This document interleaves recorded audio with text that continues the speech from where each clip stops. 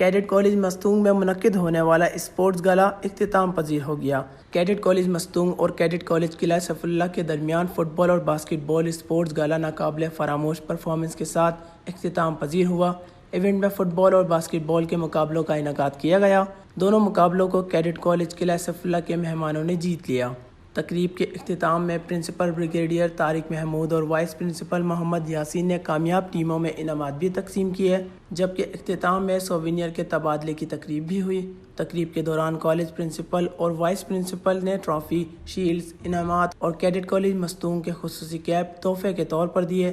ان matches کے دوران اساتذہ کرام، طلباء اور شائقین کی بہت بڑی تعداد موجود تھی، جو اسپورٹس مقابلے سے لطف اندوز ہوتے ہوئے نظر آئے۔ اس دوران ان کا کہنا تھا کہ اس اسپورٹس ایونٹ کا مقصد طلباء کو تعلیمی سرگرمیوں کے ساتھ جسمانی و ذہنی نشوونما اور دوستانہ و پرسکون ماحول کی فراہمی ہے، کیونکہ طلباء کی نصابی سرگرمیوں کے ساتھ غیر نصابی سرگرمیاں بھی بہت ضروری ہیں۔ ان کا مزید کہنا تھا کہ کالج انتظامیہ چاہتی ہے کہ طلباء میں ذہنی اور مسابقتی مقابلوں کا رجحان پیدا کریں، تاکہ کالج کے طلباء تعلیمی میدان کے ساتھ ساتھ اسپورٹس کے میدانوں میں بھی کامیاب ہو کر ملک و قوم کا نام روشن کر سکیں۔ Wash news, Mastung, Balochistan.